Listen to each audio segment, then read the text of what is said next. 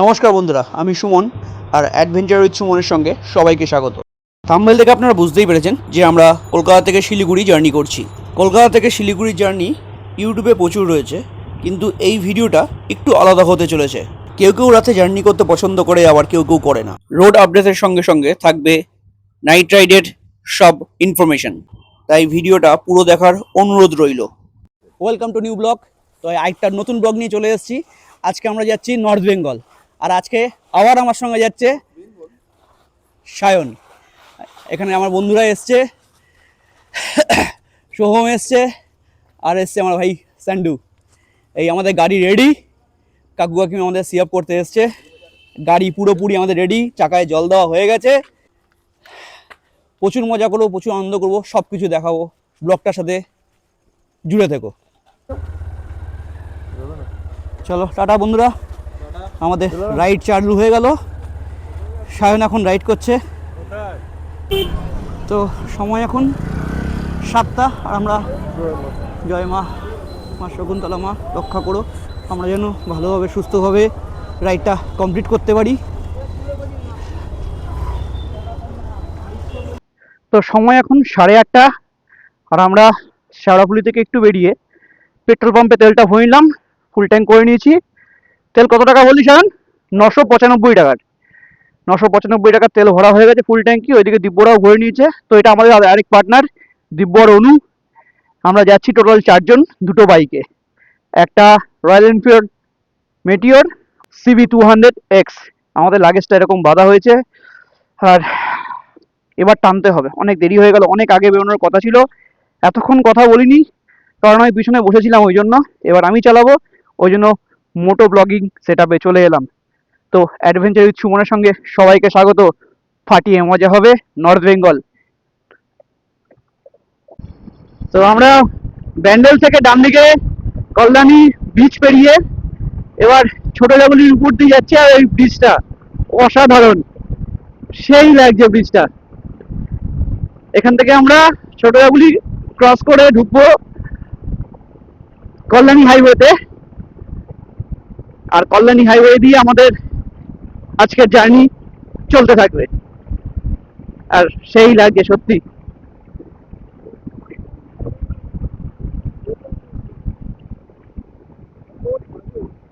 Video না করে পাচ্ছি না, অসাধারণ। আর সত্যি বলছি, এত সুন্দর লাগছে এই রাস্তায় রাইড করতে। আর এই রাইডটা এত সুন্দর ভিউ। আমার প্রথমবার বাইক নিয়ে জার্নি শিলিগুড়ি, আর কোথায় যেতে চলেছি সেটা একটু সাসপেন্সে থাকো, পরে অবশ্যই বলবো কোথায় যাচ্ছি। তো ফাইনালি আমরা উঠে গেলাম কল্যাণী হাইওয়েতে। শুনেছি এই রাস্তা খুবই ভালো, প্রথমবার আমি যাচ্ছি। কৃষ্ণনগর আর বাকি 58, আর এখান থেকে এখন আমরা স্টপ দেবো কৃষ্ণনগরে। তো এই মোড় থেকে আমরা বাঁ দিকে নিয়ে নেবো, হরিণঘাটার দিকে এখন আমরা যাব।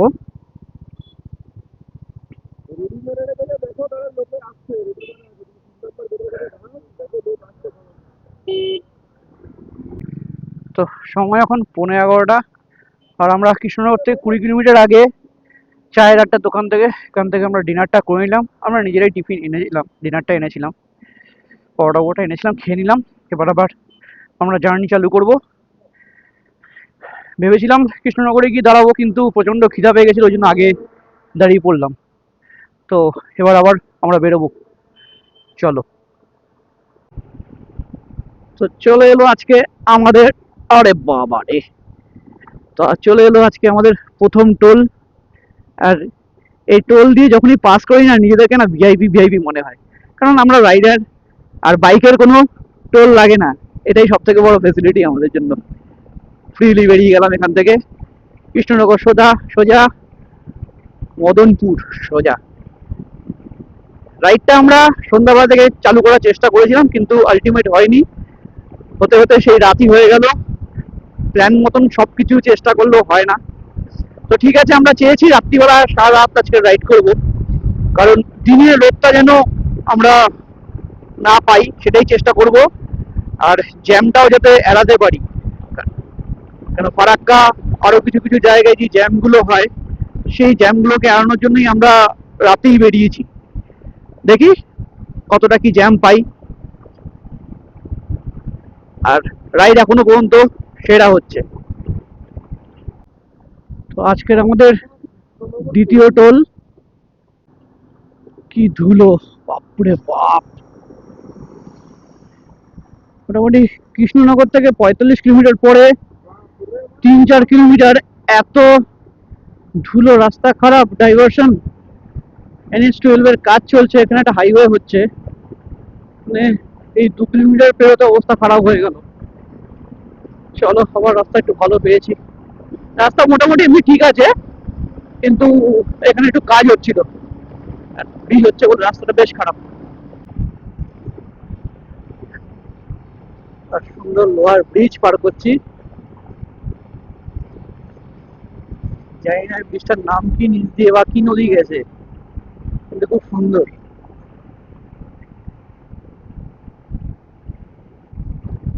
বহরমপুর 7 কিলোমিটার, মালদা 135 কিলোমিটার, আর ডালখোলা 261 কিলোমিটার। চলছি এভাবেই। এখন সময় 1:10-15 হয়েছে। আমরা ব্রেক নিয়ে নিয়ে যাচ্ছি, আর এরপরে আবার আমরা ব্রেক নেব ফারাক্কায়। NH12 মোটামুটি ঠিক আছে, মাঝে মাঝে 2-3টে ডাইভারশন রয়েছে, কাজ চলছে, ব্রিজ হচ্ছে। এই ব্রিজগুলো হয়ে গেলে রাস্তাটা আরো মাখন হয়ে যাবে। তো রাস্তার আপডেট মোটামুটি দিতে থাকছি। আর সব থেকে সুখকর যেটা, সেটা হচ্ছে 3-4 দিন আগে থেকে যে বৃষ্টিটা শুরু হয়েছিল, কালবৈশাখী ঝড় বৃষ্টি, সেটা এখন নেই। তো এটা আমাদের জন্য খুব একটা, মানে খুবই ভালো সংবাদ, যে কারণ বৃষ্টির মধ্যে রাইড করতে আমাদের খুবই অসুবিধা হতো, সবারই অসুবিধা হয়। তো আমাদের আজকে 4 নম্বর টোল পার করছি ফারাক্কার আগে। ফারাক্কা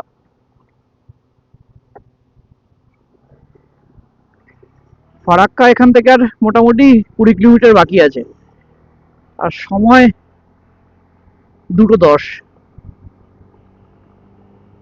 রাইডাররা রেস্ট নিচ্ছে, অনেকটা জার্নি, কিন্তু এর একটা আলাদাই মজা। দিনের বেলা অনেকেই যায়, রাত্রিবেলা হয়তো কোনো ভিউ পাওয়া যাচ্ছে না, কিন্তু কতটা যে আমরা রিলিফে গাড়ি চালাচ্ছি। একটু সচেতন ভাবে গাড়ি চালালে যথেষ্ট, রাত্রিবেলা গাড়ি চালানো অনেক অনেক ভালো। রোদ নেই, কিছু না, বেশ ঠান্ডা ঠান্ডা ওয়েদার, বেশ সুন্দর রাইড হচ্ছে। আর রাস্তা অবস্থা ভালো খারাপ মিলিয়ে খুব একটা খারাপ না। সামনের গাড়িকে লক্ষ্য করলে আরামসে তুমি বেরিয়ে যেতে পারবে। আর অবশ্যই চেষ্টা করবে একটু বাদিক দিয়ে চলার। তো আমরা অবশেষে চলে এসেছি ফারাক্কা ব্যারেজে। আর মানে দীর্ঘ 3 কিলোমিটার পুরো জ্যাম, এখনো দেখতে পাচ্ছ জ্যাম রয়েছে। আর বাদিকেই গঙ্গা, বিশাল জ্যাম বিশাল জ্যাম, মানে কোনো রকমে পেরিয়ে আসলাম। আর ডান দিকের ব্রিজটা হলে এই যন্ত্রণা থেকে মানুষ অনেক শান্তি পাবে। যাই হোক, মানে বিশ্বাস হচ্ছে না, প্রচন্ড এক্সাইটেড, কারণ যেখান দিয়ে ট্রেনে করে দীর্ঘবার অনেকবার গেছি, এই প্রথম বাইক নিয়ে যাচ্ছি, ফারাক্কা ব্রিজ পার করছি। 3:05, আর তার সাথে সাথে দেখে ফেললাম ট্রেনও। অসাধারণ একটা এক্সপিরিয়েন্স। আর আমরা বাড়ি থেকে 312 কিলোমিটার রাইড করে চলে এসেছি ফারাক্কা। আর কিছুক্ষণের মধ্যেই আমরা মালদা ক্রস করে যাব। মালদা ক্রস করে গিয়ে আমরা আস্তে আস্তে শিলিগুড়ির দিকে এগিয়ে যাব। দেখি কতটার মধ্যে ঢুকি। আজকের দিনের 5 নম্বর টোল। ফারাক্কার পরেই এই টোলটা। আর এবার আমরা এগিয়ে যাব রায়গঞ্জের দিকে।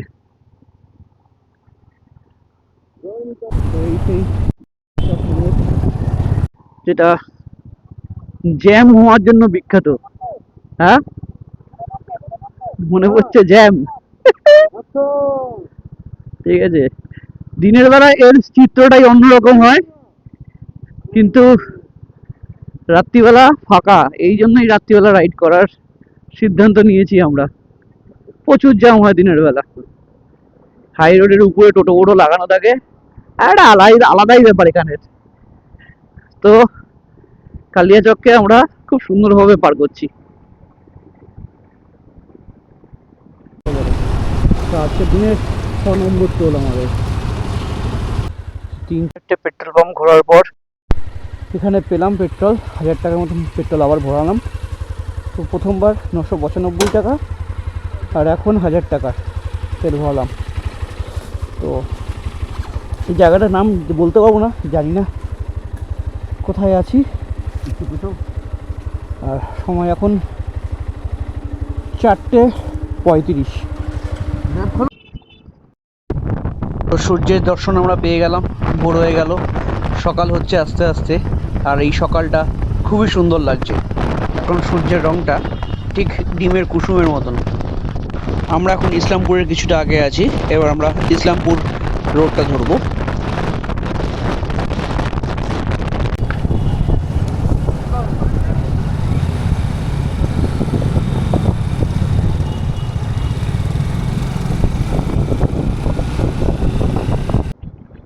ইসলামপুর পেরিয়ে গেছি, আর ডান দিকে বাদিকেই চায়ের ক্ষেত আমরা দেখতে পাচ্ছি। এই দেখো, অনেক চায়ের ক্ষেত, দেখেই যেন মনটা ভালো হয়ে গেল।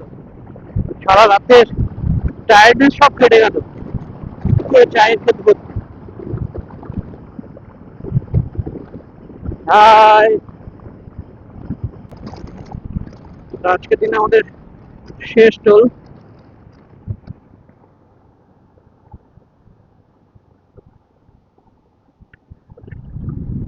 আমরা শেষ টোল ক্রস করে গেলাম, আর আমরা এন্ট্রি করব শিলিগুড়ির দিকে।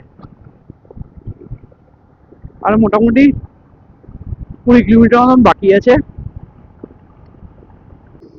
তো 10টা 15-র মধ্যে আমরা শিলিগুড়ি শহরে এন্টার করে গেছি, কিন্তু আমরা এখান থেকে একটু খাওয়া দাওয়া করে ব্রেকফাস্টটা করে আমরা উপরের দিকে থাকবো। আমরা শিলিগুড়িতে থাকবো না, কারণ আমাদের উদ্দেশ্য একটু উপরে থাকার। নেক্সট ব্লগে বলবো আমরা কোথায় যেতে চলেছি। নেক্সট ব্লগটাও খুবই ইন্টারেস্টিং হবে, তো অবশ্যই দেখাবো তোমাদের। আর এখন আমরা হোল নাইট ড্রাইভ করে চলে এসেছি শিলিগুড়ি। তো শুরু হয়ে গেল আমাদের গ্রিনারি দেখার জায়গা। আর আমাদের সেই সেবক রোডে আমরা এন্ট্রি করে গেলাম। দীর্ঘ আধা ঘন্টা ধরে শিলিগুড়ির জ্যাম পেরিয়ে তারপরে এই সেবক রোডে উঠতে হলো, প্রচুর জ্যাম। আর বাদিকে হচ্ছে বেঙ্গল সাফারি।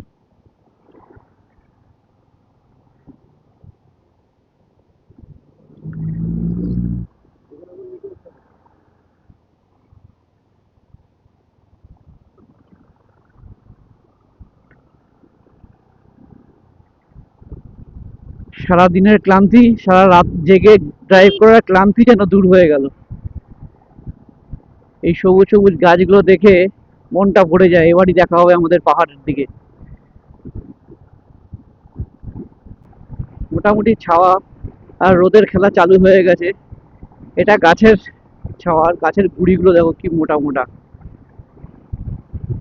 এই দেখতেই তো আসা এলিফ্যান্ট ক্রসিং জোন। যদিও হাতি এখান থেকে আর দেখা যায় না, বহু বছর হয়ে গেছে।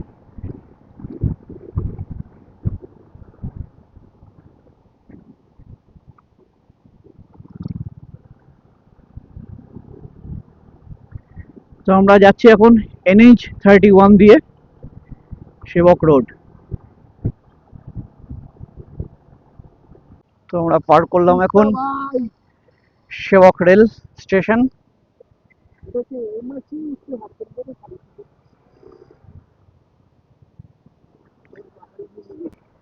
জয় বজরং বলি, জয় মা কালী মা। এবার আমরা সেবক কালী মন্দিরের দিকেই যাচ্ছি।